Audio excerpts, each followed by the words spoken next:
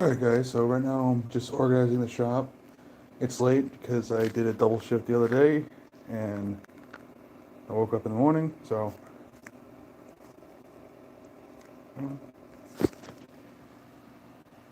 and I can't find my tripod, so I'm gonna be making a makeshift holder.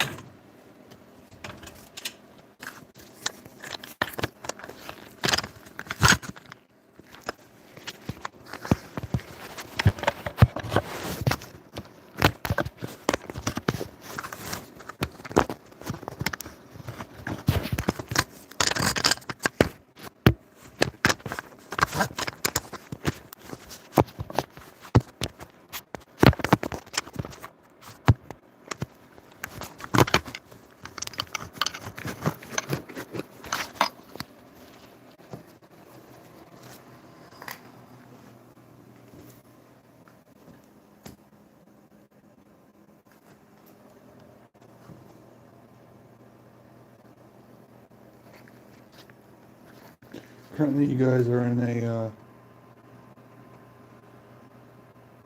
a clamp. I'm using some of these clamps because I can't find my tripod and I'm trying this live stuff.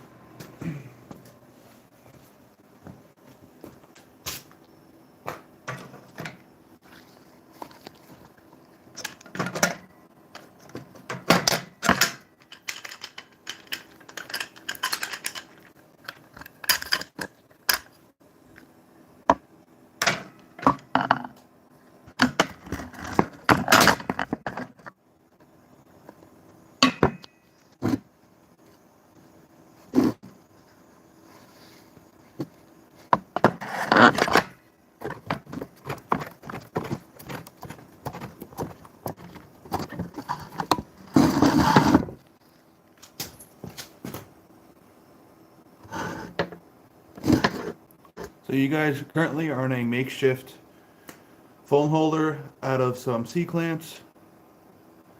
So right now, I'm just going to be cleaning the shop.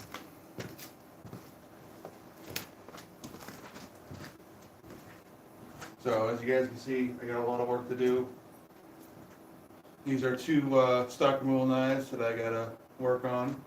But before I do any of that, I really need to organize this mess. And remember, if you ever have a shop that's like mine, that's a mess, someone asks you, hey, where's this tool? It's in here somewhere.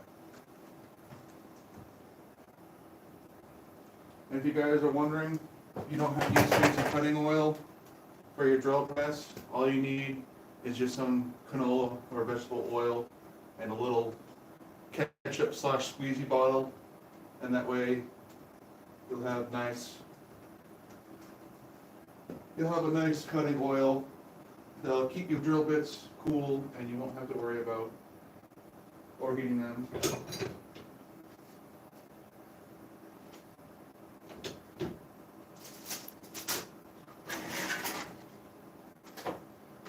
Also,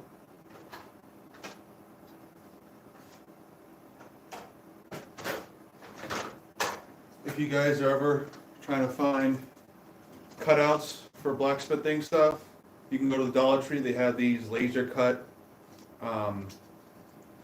cheap plywood cutouts and these funky compressed cardboard.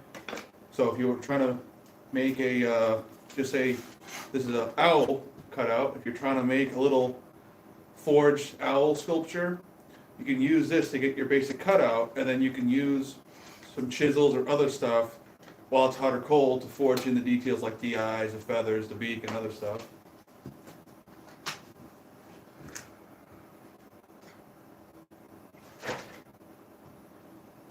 This was one of my experimental, it looks more like a little shucking knife. I just wanted to make a small stock removal knife to see if it would be good for anything. And yeah, it has a big handle for its size, but I'd rather have the controllability. And it's not sharpened, but because I hand sanded it, it did have a pretty good natural edge to it.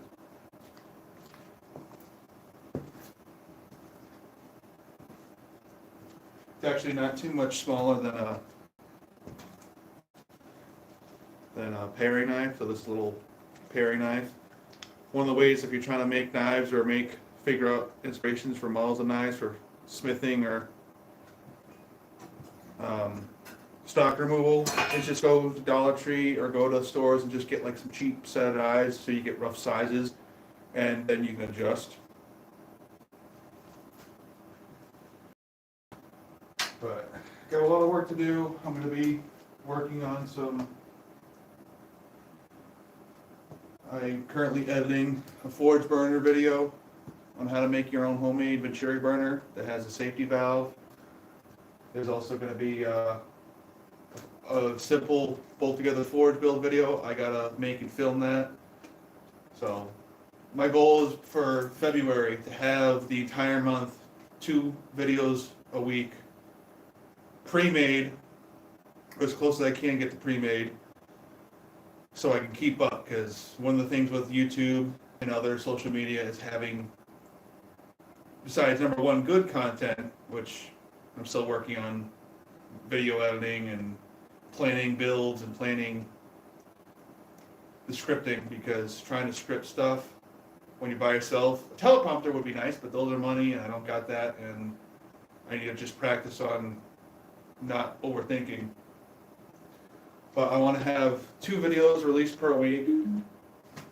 That's just my Bluetooth speaker. I was listening to music, but this is my first live, so welcome.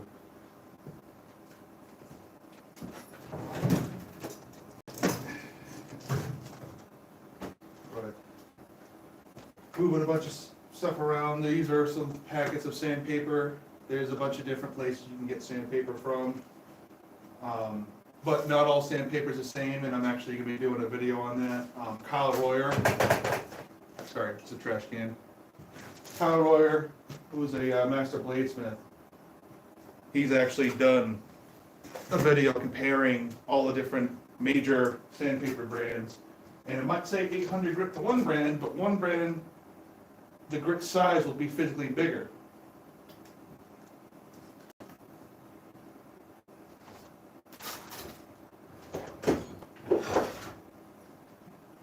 Also, so this is one of the funky designs of knives that I haven't forged it, but I did stock removal. This is just made from mild steel. If you make a knife, like one of the reasons why stock removal is good for bladesmiths is, besides being able to sell stuff, make more stuff in a shorter period of time, it gives you an idea of like, you can experiment with shapes, and then if you want to try forging this shape, you can, but also having steel, this is just mild steel, templates can help you. So just say if you wanted to forge this out of Damascus, you could figure out how much you would have to forge, and you would forge as close a shape to this, but a little bit bigger, so then that way you can cut and then grind to match this shape and get the profile you want.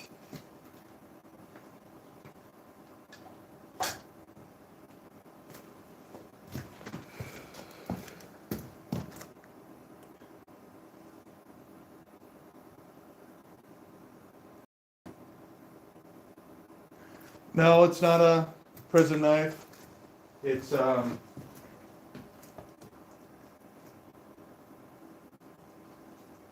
this one's just a prototype knife. I can show you a knife that looks very shanky, stabby.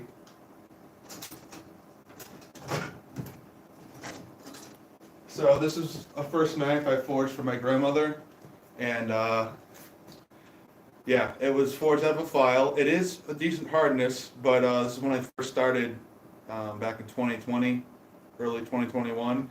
And this, if you had a video game character, like, what's the video game called? It's a really creepy one. Like you come out of like the mental, like you're in the mental hospital, and it's a classic one, like Markiplier and PewDiePie, like Injection the guy. They played that game and like they've all screamed and we've all gotten jump scared for them. But this looks very prison shanky, weird. But my grandmother liked it. She was able to cut tomatoes and other vegetables with it. it was clean back then, it just hasn't been de-rusted or whatever. But that one, pretty cool. One of the cool ones actually, I think I filmed a lot of the stuff. This one is a blacksmith knife forged from some rebar. Now, not all rebar, if you're wondering why I'm smiling, it's because my friend, he goes like, rebar. Yeah, I get brain damage. This blacksmith knife is forged from rebar, and you can see my maker's mark in it. I tested the rebar, so the issue with rebar for consistently making quality tools or knives is if you were to look up scrap yards where they have the video of giant magnets on the cranes, all that steel is essentially what goes into rebar, so there's very little control of how much carbon's in. Like, they have a rough ratio of what they want. It's like a wide range, like normal blade steel, like this little shanky whatever knife that I made, this one's made out of this is stuff that this is 15 and 20, I believe, but 15 and 20 has, I believe, 0.7 to 0.8 carbon. And then 5160, like spring steel, which I recommend just buying spring steel. You can get it from the scrapyard and stuff, but there's issues with that in terms of, like, you can have issues like the spring steel itself could have cracks in it. Like, if you've ever heard of shin splints, that's because you're running or you're doing exercise and you're having microfractures in your shins. Well, you're a living thing that can heal, so those microfractures can heal and go away. But in spring steel, especially leaf springs and coils, more in leaf springs and coil springs, leaf springs are constantly flexing. Like, you have the axle, they're flexing, and you don't know where along that arch there is a possible cracks. So, like, on Forge and Fire, they actually had a few people that either forged a sword from spring steel that was scrap steel, or whatever they had in their canister, like ball bearing or parts of a car, whatever, that had micro cracks that they did not know about, because they're micro cracks. It's smaller than like 1/8 of a millimeter, which I know, mixing up metric and stuff. And that little bit of separation made it crack and then fully break.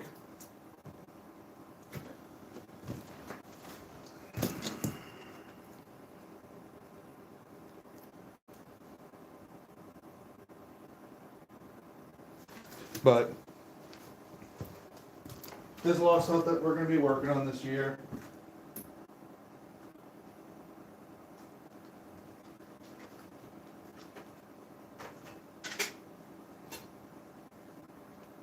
So one of the cutouts I got for blacksmithing stuff, this is part of a bigger display, and it's just a pumpkin, but I use that so I can cut out with some copper a pumpkin, and I made a fullering tool so I can actually put in the grooves that the pumpkin has. But this will be a little pumpkin bowl.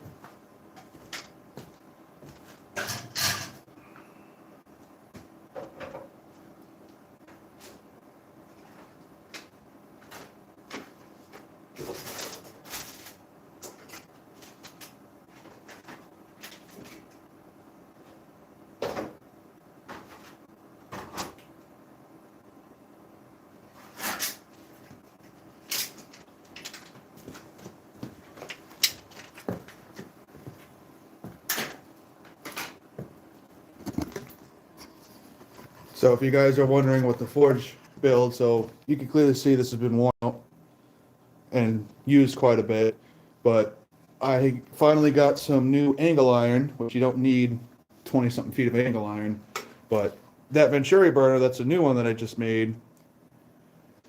So that's a video I'm currently editing, the Venturi burner. but then I'm going to be redoing this bolt together forge, which isn't new. The Essential Craftsman, which I got to thank him. He's the one who had a friend that helped him with that video. Sorry, I misplaced my tripod, so it's kind of. You guys are literally, if I had a second phone, you guys are literally being held up by 2 C-clamps.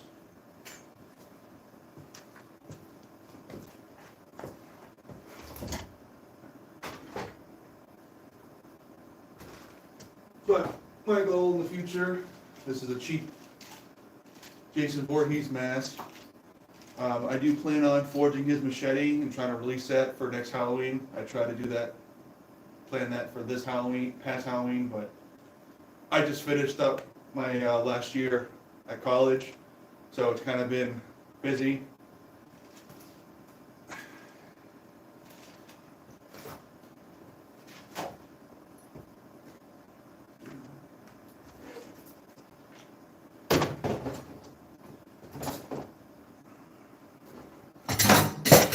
Hard trying to organize when you just keep on one pile of stuff and moving it to a clear pile of stuff, and it's always fun.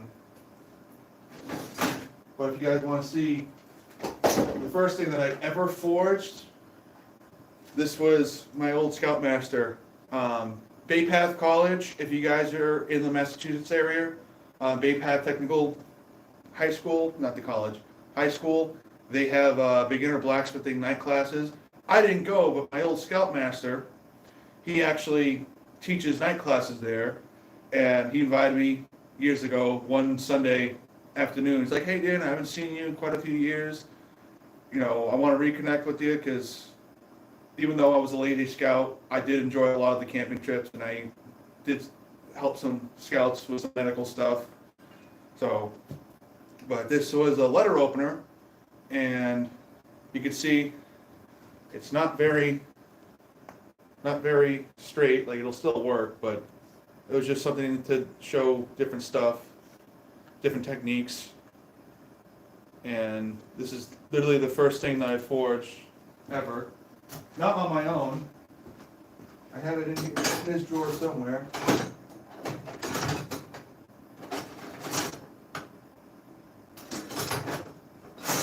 This was the first thing I ever forged. This is just, this is more prison, Walking Dead, Shanky. Literally, this is just a piece of rebar that I forged, also not very straight. And I think I ground an edge into it with an angle grinder. And literally my anvil was like a chunk of steel that was the size of like a small dinner plate and like an inch thick. And that was just nailed onto a onto a stump. But this is the first thing I forged on my own, and I was hooked. And because it was late 2020, early 2021, so just before the lockdowns, we ended up, I moved in with my grandmother and dad, and we started smithing. And the first forge wasn't even the trash can coal forge, which I don't know if I still have some of those videos on the shorts, but I'll try to go through some archives on my phone. I literally just had our fire pit, which my dad works construction, so he got a bunch of extra concrete bricks and stuff, so he made a fire pit. I literally just took a plastic floaty pump, and I duct taped a piece of metal pipe that I had, and because the bricks had a groove in it, had like space in between them, I was able to put that metal pipe in, and I was able to move the fire just like a normal wood fire. And I'm pumping up the jam, and I was able to get this thing hot enough, and I was able to forge it. And all I had were some adjustable little, I kind of forgot the name of these, like gator grips or vice grips, and I was able to forge. And yeah, this little piece of crap came out, but it was the first thing I forged on my own. And then that knife I showed you earlier, the funky prison shank knife, I forged later after some practice with some other stuff. out of a piece of a file. And I have a whole drawer of a bunch of failures, or I got a whole drawer of a bunch of knives that I either forged out of mystery steel, like this one I forged, and then tried messing with the hollow grinding. And I mean, it's kind of a funky shape. I might revisit this design, like I might make these, because I do kind of like how it has that shape. And then this one, I don't even remember what I was going for. This one's, I mean, it started folding on the edges when I was forging it, and it's very much, it's almost like a giant mustache. And then this one was from a piece of, I think it was a pry bar or chisel. And I was going to give this to my mom, but she was having some mental health issues where her own safety and possibly others was at risk, so I didn't give it to her. But this is called the leg bone, because she loves Michonne from The Walking Dead, and I kind of made it look like a leg bone, and the handle's a little bit small, but I was able to forge this. It was a pain. That's one of the issues with forging stuff from scrap steel or other things. This stuff was not easy to move. I had this stuff almost at forge welding temp when I had the trash can cold forge, and it was still a pain to forge.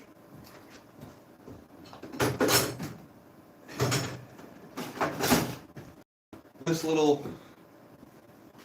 little dagger,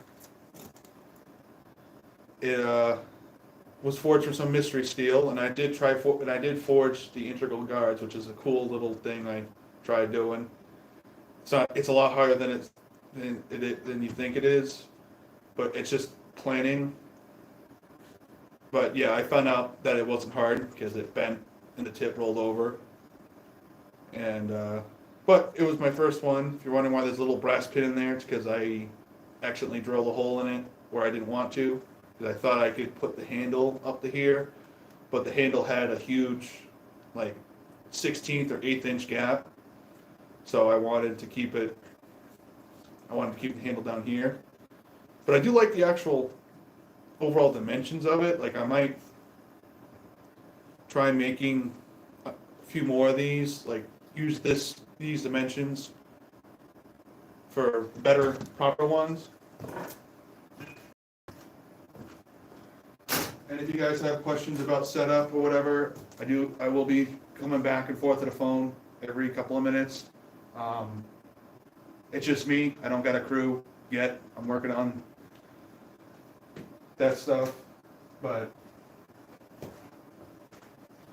so one case of rebar being really good, and I do apologize if I confuse any of you. I do have the ADD and probably, well, I do blacksmithing, so I probably got the TISM. But this is a funky little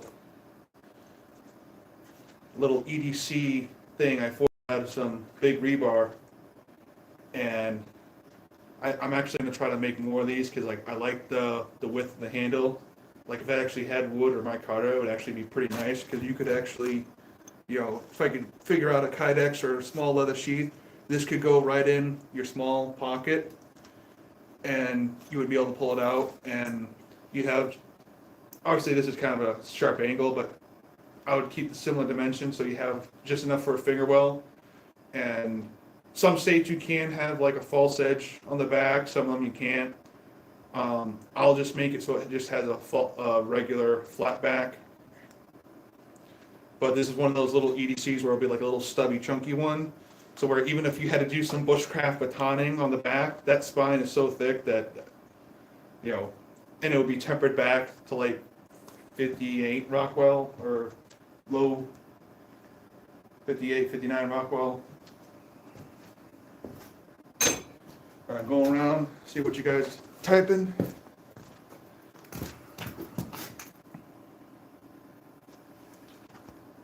Not gonna be any new people,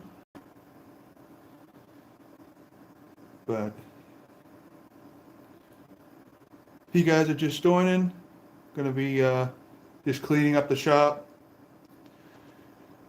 and Luckily, if you're wondering how the shop is being warmed, got a little wood stove, a little heater, and I can't find my tripod, so you guys are literally just up on some clamps, and I do apologize for the jarring stuff. How's the connection? We got some people here. I don't have the best Wi-Fi, but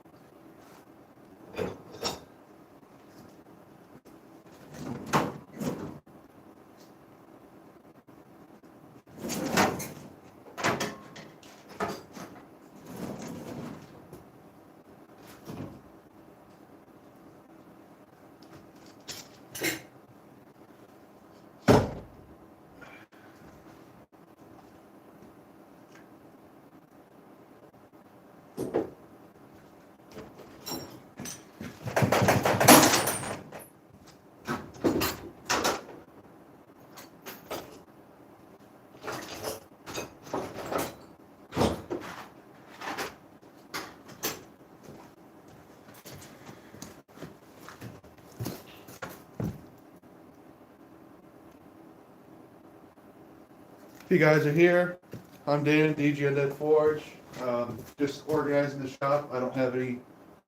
I forgot to even add a description, but I'm just organizing the shop because this year I'm going to be making a line of knives. These are going to be some skinning knives that I'm working on. These are two knives that I have clamped together. One of the knives is slightly smaller than the profile of the other one, so I need to grind that. I need to grind that so that they're as close together as possible in terms of dimensions before there's any grinding or heat treat.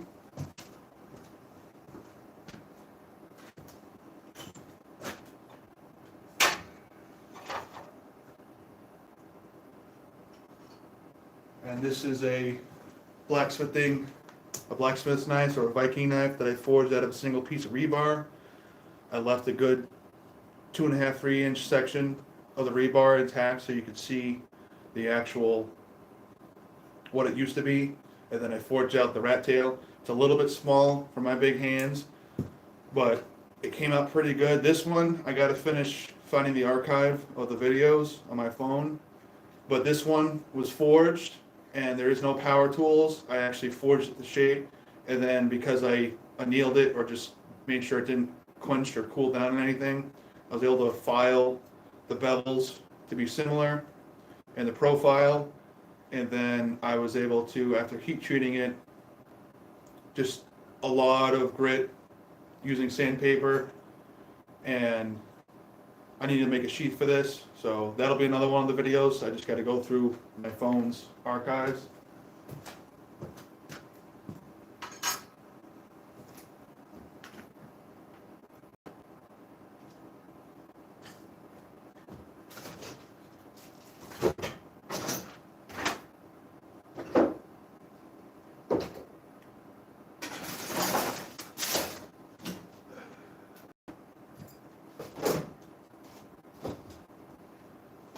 So I'm going to be moving you guys over to a different spot. So I do apologize for the stuff that's jarring.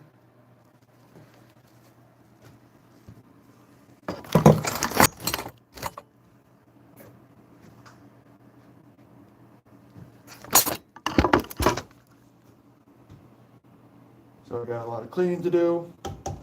This is my actually, I'm going to flip you guys around because I need to have the other camera because I cannot tell what you guys can see. All right.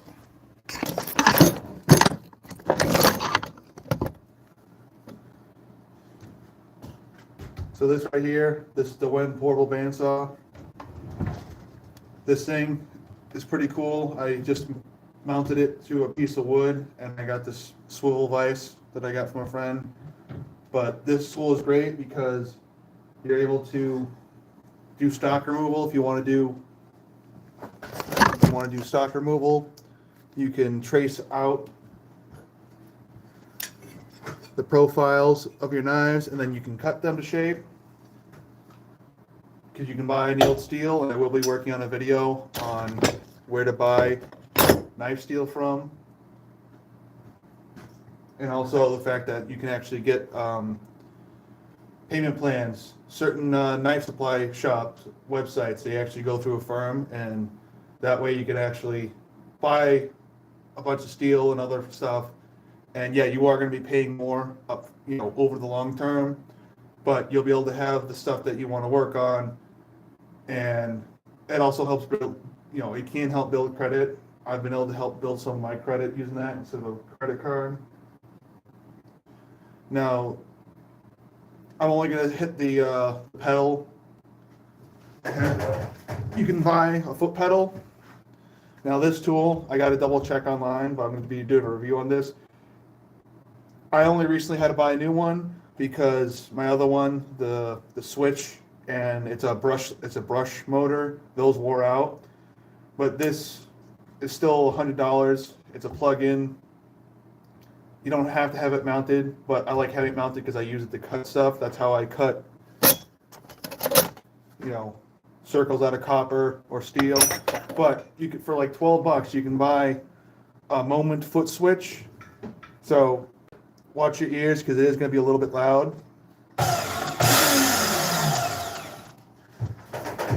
So I'm actually gonna put some eyes and ears on.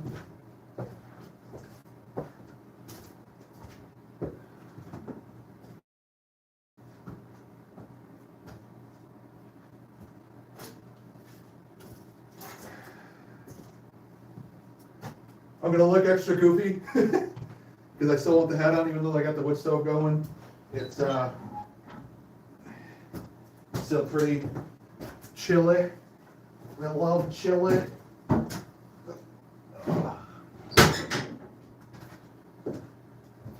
So I look a little bit ridiculous.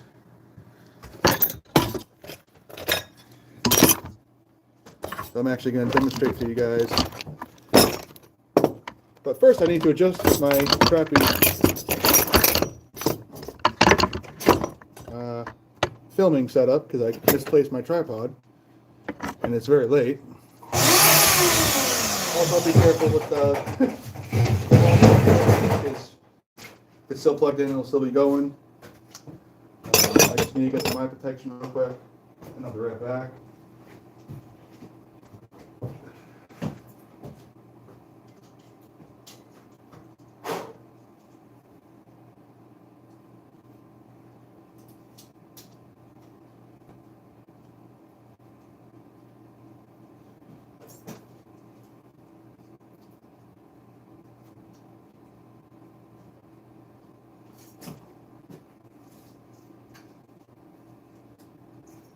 It should be good.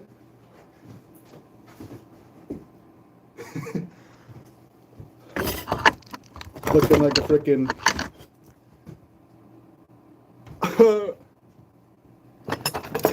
I just couldn't find regular glasses, but so this is just some mild steel, but if you could see, I got a template for a blade that I want to make more of, both in stock removal and in forging. So this is going to be loud, so just bear in mind. But you'll see, so this is some 1/4-inch mild steel. I don't have my calipers on me. That's part of the reason why I'm organizing, because I can't find a lot of my stuff. So I'll show you guys the floor. So that activates.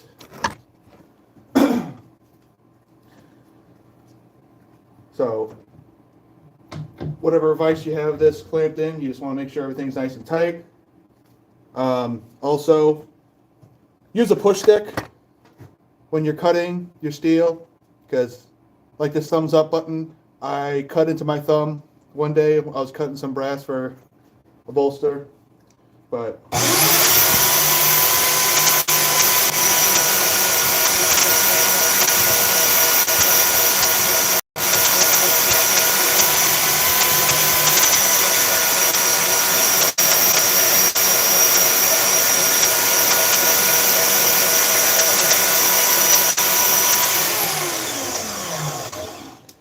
so sorry about your ears, but it did, I got to make a new plate for this because it actually has quite a big gap. So this gap right here, sometimes stuff can dip down. I got a little piece of steel in here. One of the reasons why I don't like this is I got to make a smaller one, because this gap here, it lets a lot of big piece of steel get stuck. Like right here, I got a little piece of steel, so I'm gonna try to wiggle this.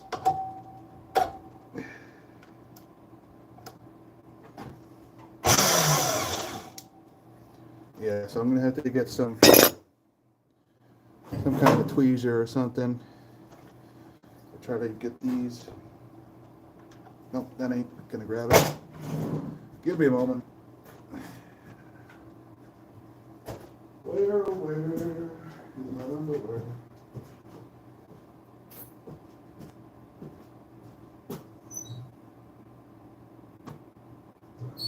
Again, another reason why I'm organizing, because I can't find a lot of my shit used for the swearing, but it's not fun when you're trying to do a 1-minute job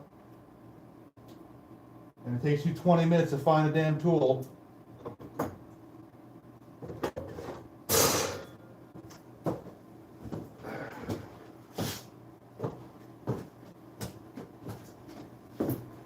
So I need to get this piece of steel out because it's right on the bearings.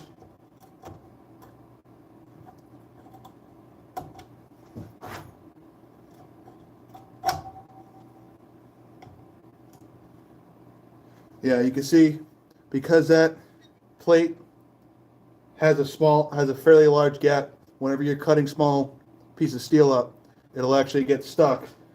And I'll show you guys if I can up close. So it's hard for you guys to see, especially trying to get good lighting. But there are two bearings that keep this blade rolling straight. And pieces of metal will get stuck in those roller bearings. So we're going to finish trying to cut out to shape this knife design.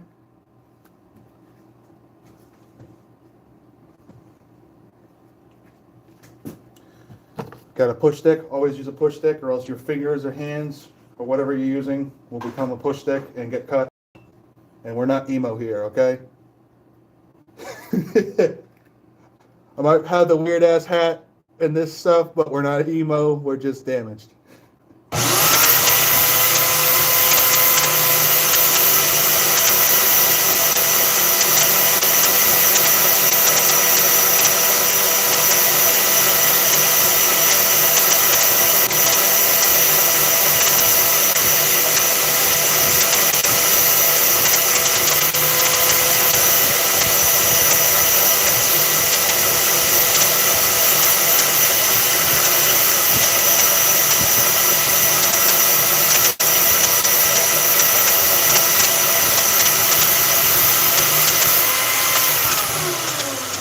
So we were able to get fairly close, but because this is a slight recurve design,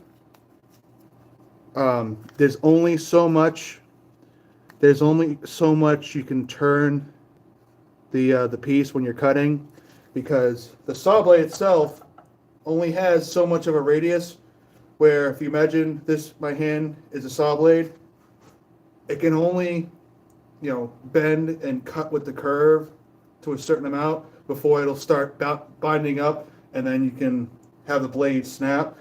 Which luckily it's happened to me a few times, but because this is a slow speed bandsaw, it's not whipping around and possibly hurting you. So I will be doing a safety video on how to use this thing properly, but also showing some injuries you guys can get, because I still have a scar on my thumb because I was using just my hands and I was cutting a piece of brass bolster, and I stabbed my thumb. It's like I punched the blade with my thumb, and I had a brand new blade. This blade's a little bit worn because we've been using it to cut some kindling. Even though with the slow saw speed, it can still cut through wood. So this is actually just some dunnage. It's just some pine that we just use for kindling. And this saw blade, even though it's slow, because it has such aggressive teeth, it actually is able to go through. We're live, so be careful what you say.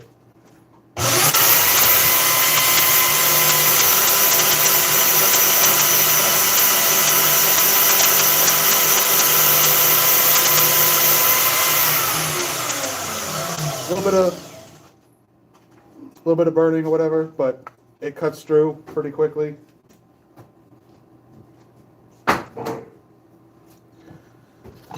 So now we're gonna finish up the profile of the blade. Now this is just a template piece, but we can use this because it's made out of mild steel. We can use this to trace and whatever, and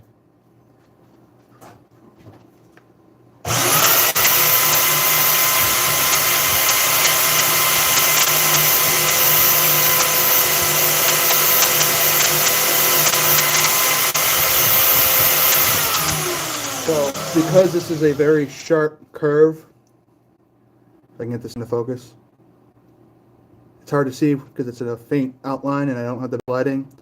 I just cut at an angle because I can clean this up with either a file because it's just a template and it's mild steel, or if you're using knife steel that's annealed from like Pop's Knife Supply or Jantz or whatever, you could use a file. But I'm going to be cutting this way with the saw.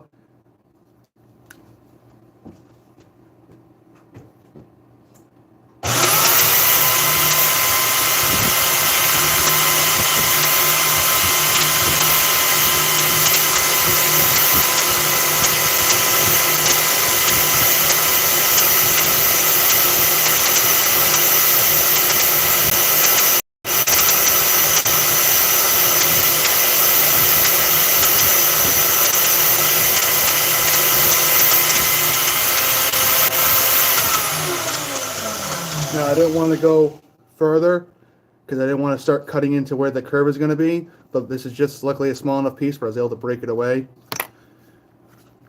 And I'm going to leave this profile just a little bit bigger, just so that when I do the final grinding to shape, it'll be able to hold the rough dimensions.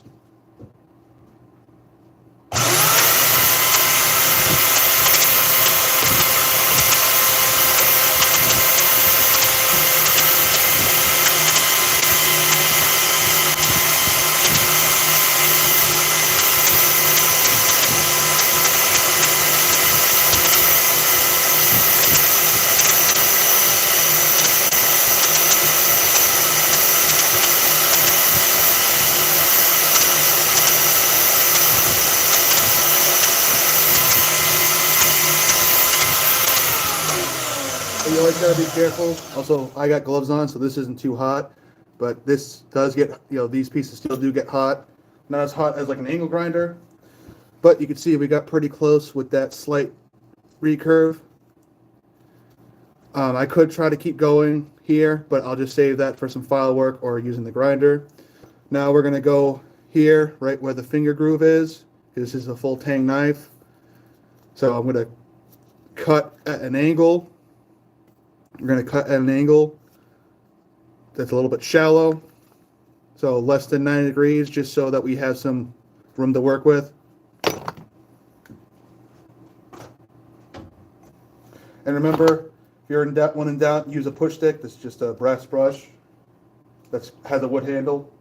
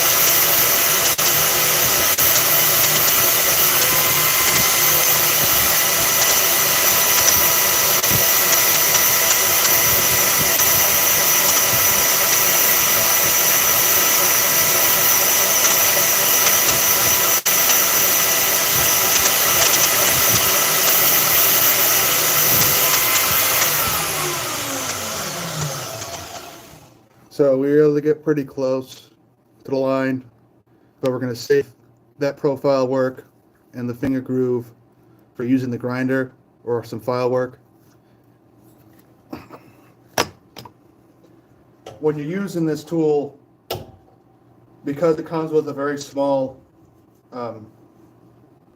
surface plate or backing plate, you have to be really mindful of where your hands are, because you can cut part of your finger off or into. So I'm pushing with this hand or with the push stick, pushing with this hand, and then this hand, I kind of have it rested and I'm just kind of pulling. You know, I'm kind of like pulling using the actual side of the table. So I got two forms of contact, and I keep my hand rested on the opposite side. So these are the wheels where it holds the blade. The other side, it's just a shield cover. So just gonna be doing that.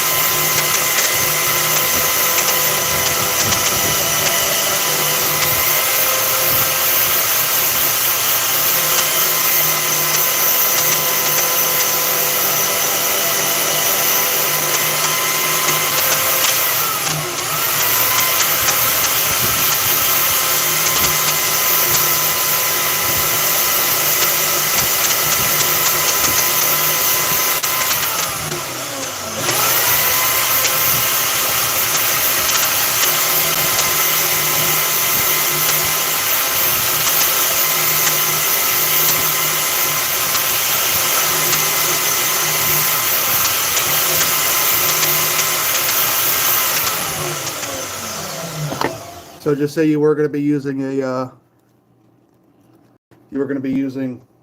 just a file to work on this. So if you see we have that curve where the handle is, we couldn't get the angle because the blade isn't able to flex enough to do that curve. You can just cut a bunch of lines to that line, so that way when you take your file, you'll have less material to file away. Or if you're taking your angle grinder or your 1x42 or 2x42, you'll be able to spend less time.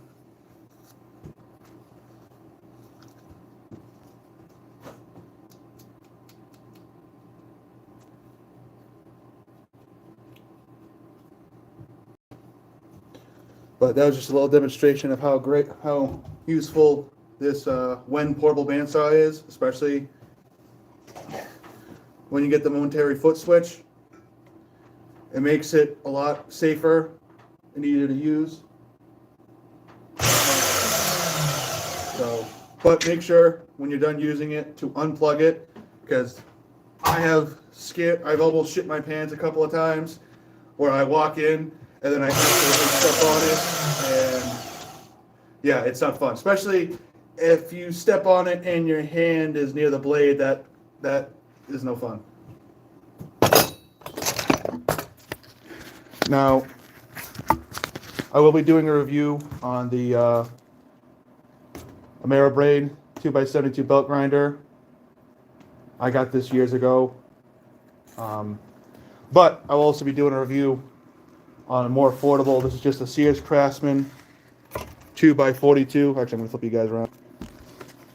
Give me a second. This is the first belt grinder that I had. Just a 2x42 Sears Craftsman grinder. But then I was able to upgrade to this because unfortunately I lost a family member. So I had some money from that, and I do recommend the belt grinder because even if I was to sell this used, it holds a lot of its value. So Ameribraid makes great stuff.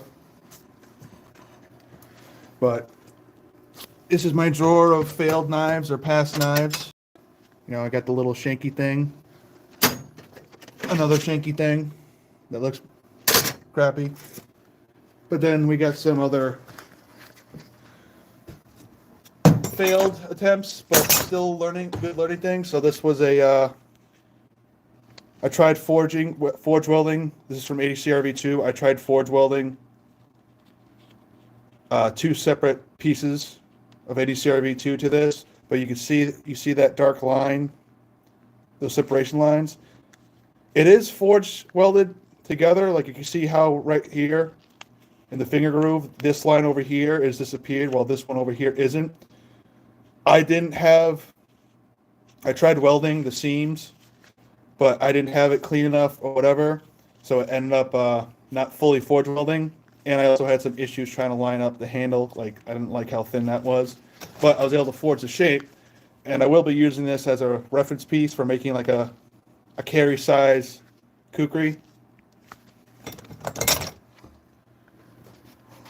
Now, one of the best things that you guys can do if you're starting off bladesmithing or blacksmithing is if you go to flea markets. If you go to flea markets, you can get a lot of cool stuff. So a lot of my hammers, like this little ball peen hammer, I've used it to make bottle openers. It's a bit rusty right now, but I would polish this up and I would use it for hammering copper to get a really pretty design. That's fine. That scared the shit out of me. I'm going to unplug it now.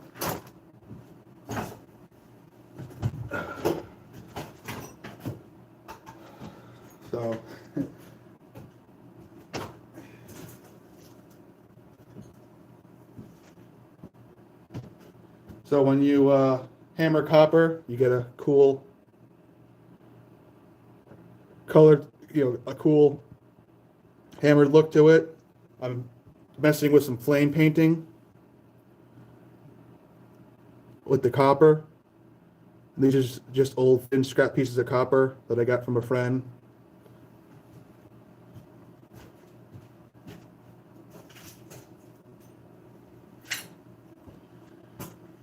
But when you go to flea markets, especially outdoor flea markets, that's where you get a lot of your tools. So my first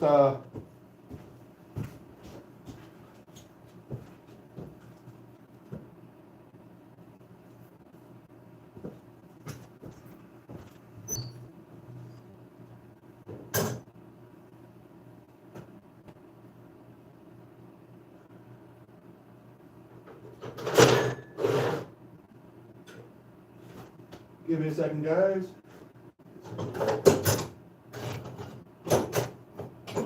Still organizing here.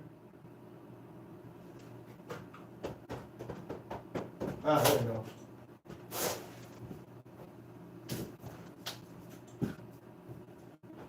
Got another one here somewhere. Well, I got my first pair I got 3 pairs of tongs from a outdoor yard sale out in Hubbardston, the Rieta Flea Market. But for tools, used tools, your best bet is to go to the outdoor flea markets, because a lot of the indoor flea markets that have used old tools are usually antiques, and they're going to charge an arm and a leg for that crap. These tongs aren't antiques. These are just you can get these off of like Blacksmith Depot and a couple other websites. These brand new are like $45 a piece. I got this pair and 2 other pairs of flat jaw tongs for $15 a piece. So for the price of 3 of these, for the price of one of these brand new on a website, I got 3 pairs of tongs. So that's another great thing with flea markets. Those are obviously it's winter right now, so we're not going to really have any outdoor flea markets unless where you live, people are actually crazy. You can get great tools. You can get hammers. So you can see this is an old handle. It's got some electrical tape down here. I did not put that there, but you can get some good hammers that are old school, that are probably made from a lot better steel than the Harbor Freight hammers. They can be good hammers, but the issue with those is that because they're a lot of times they'll either be made in China or other places, they'll be selling you the cheapest hammer, but that also means they're going to have a cheaper quality, so it probably won't even be medium carbon steel, or if it is medium carbon steel, they don't heat treat it right. So flea markets are a great place to get used hammers. And even if you get hammers,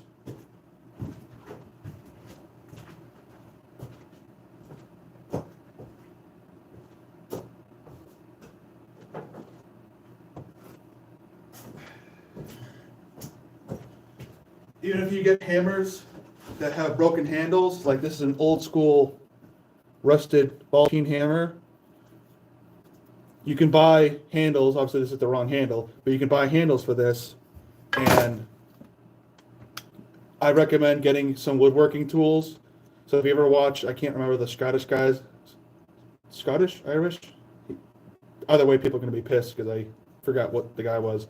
But he does the hand tools like, oh lads, today we're going to be making a shillelagh or some other stuff today. We're going to be, that guy, I can't remember his name, cool fellow.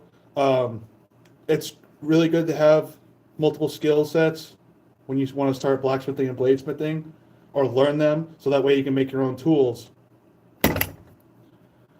So I'm going to get my big hammer that I made the handle for.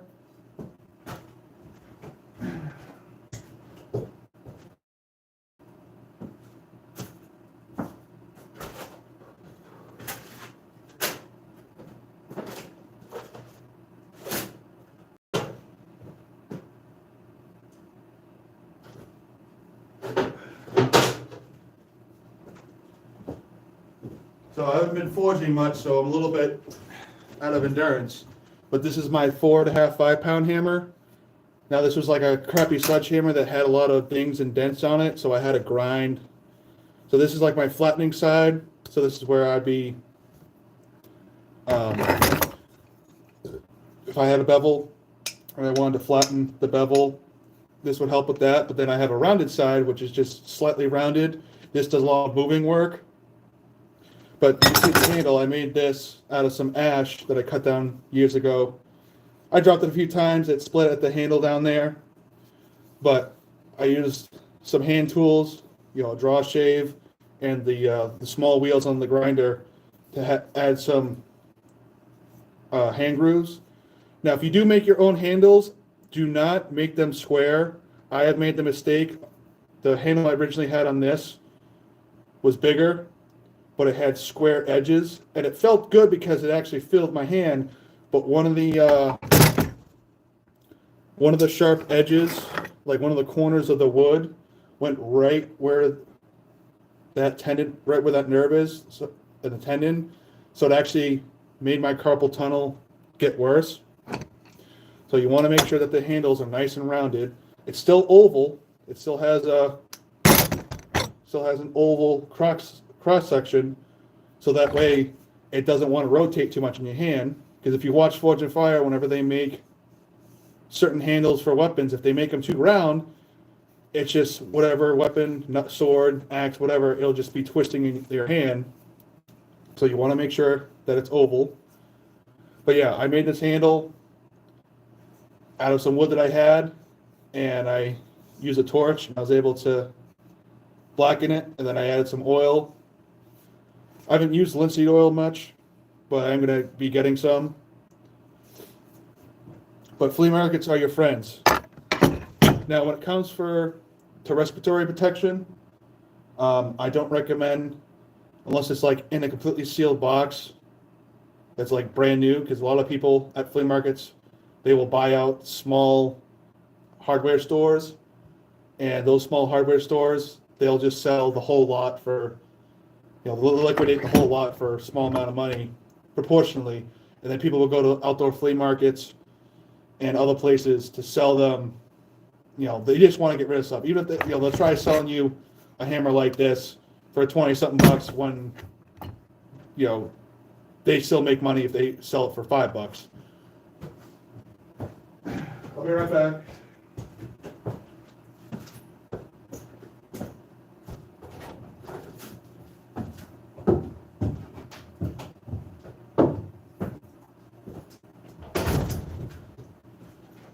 So 3M, besides making really good sandpaper, depending on what type, they make respirators. Now I got a beard right now. The respirator does seal up and help me protect me from some dust, good amount of dust, but facial hair, it does get in the way of the seals. That's why World War I, when people had gas masks, they had to have only just like goatees, because you can see that the hair gets in the way. But 3M makes good respirators, and you can get different kinds of cartridges, which these are expensive, but they last a good while. If you get the cartridges that are meant for chemicals, just say if you're trying to make a propane tank forge, you can actually, still be in a well-ventilated area, you can actually get these chemical cartridges so that it'll filter out some of the fumes so you're not inhaling a lot of fumes. Now, I recommend getting these. You can get them from Home Depot, Aubuchon's, hardware stores. You can also get them on Amazon. My friend actually got this for me for a gift. But yeah, these things are doing pretty good. Now, my friend's actually calling me right now. But respirator, whenever you start blacksmithing and bladesmithing, you want to have a good respirator, especially if you're using an angle grinder or a belt grinder, because the dust doesn't come. Metal dust is still not good to breathe in, but it's the actual. If you give me a second. See that crap on my hands? That I just rubbed that off my belt grinder. That stuff is made out of some amount of metal dust, but it's mostly made from the actual. It's actually made from the actual. So this is a ceramic belt or aluminum, whatever belt you have. These are consumables. So when you're grinding the material, it is grinding away the steel, the wood, but you're getting fine particles of ceramic, aluminum oxide, silica, whatever these things are made of. And those fine particles are not good for your lungs. So you want to have a good respirator. Obviously, if you're able to clean up your shop. I have a redneck dust collector. Gotta flip you guys around. So this is actually a thing used for chimney sweeping. It's like a vacuum thing. This is the bag here. So this catches dust particles, but inside the drum there's actually steel mesh, and it actually comes in from the back. It's hard to see. There's actually some hose venting that goes here. Now I got to clean that because I've been using it for a while, but I'm going to be turning this on, After I remove that crap.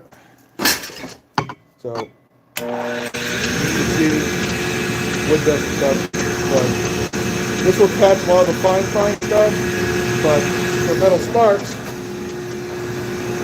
I have this set up right underneath the belt grinder, but the issue is I gotta clean out the actual, just like a dryer hose, you gotta clean that out every once in a while, or else you have risk of stuff happening. But this is just a little aluminum colander thing that has some holes in it, and I got it hooked up.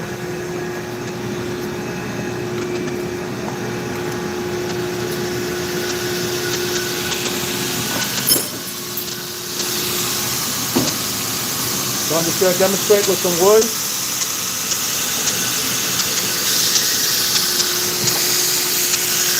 So, turning the wood, it is going to be going down. Hard to see,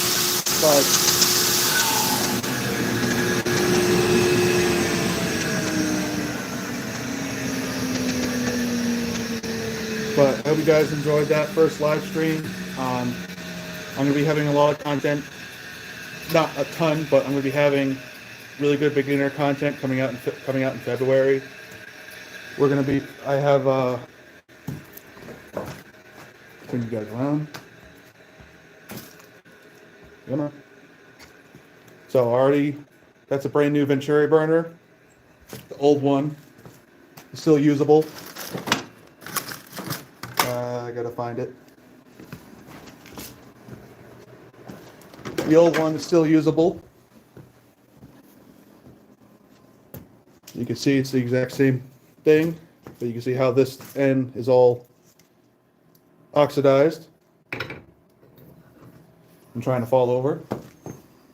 But in February we're going to be having the Venturi burner build video.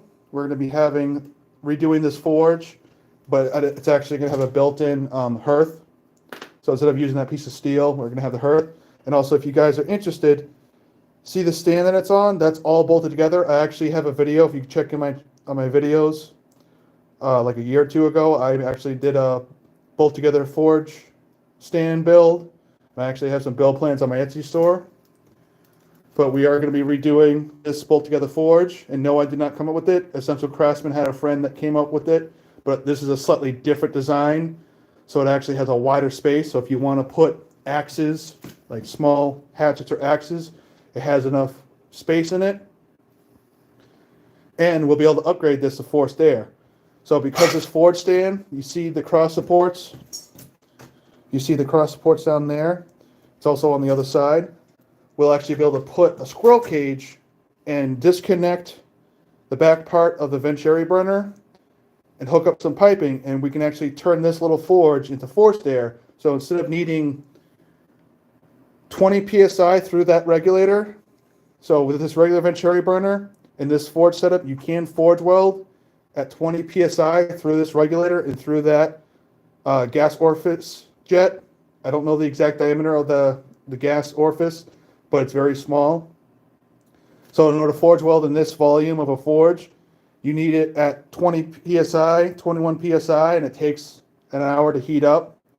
But if you want to be able to forge with half the gas, through the exact same gas nozzle, we're able to turn this into a forced air by adding some extra pieces of pipe at a 90 degrees and adding some other stuff and a squirrel cage, and I was able to forge weld at 9.5 to 10 psi. So that'll be coming soon. I just got to work on rebuilding this forge, showing you it working with the Venturi burner, and then we'll be doing the upgrade. And also I'll be showing you guys how to heat treat. That's just an old ammo can. But right now I use canola oil to heat treat knives. This is an integral that I got to finish forging. But make sure you guys subscribe. Stick around if you're not already subscribed. 25 is going to be a great year. Also, I mounted that to the door so that I have more space. But you guys be safe. You guys be safe. Always make sure when you're indoors when you're forging indoors, whether it's a shed or a garage, you get yourself a plug-in or a battery-powered carbon monoxide detector. That way you know that your ventilation is proper, so you won't accidentally kill yourself from carbon monoxide poisoning. Because a smoke detector will only detect smoke, but if you're using a gas forge, there's no smoke compared to a coal forge, and even a coal forge properly run doesn't have a lot of smoke. So this will save you. Don't mind the head. That's just I'm going to be making a cast out of that head so I can make my own ballistic dummy heads, because those are very expensive, $250 a piece for just the head with a fracturing skull. So I got that so I can make a silicone mold. I'm trying to learn how to do molding and stuff. But make sure you guys subscribe. This coming February through March, I'm going to be having some beginner forge build. So we're going to be redoing this forge. I have the Venturi burner build coming out, and then I'm going to be making a propane tank forge. I have an old helium and propane tank, so we're going to be getting that done, and videos on how to buy proper knife steel, where to get it. So you guys have a good day. Be safe. I got to end the stream.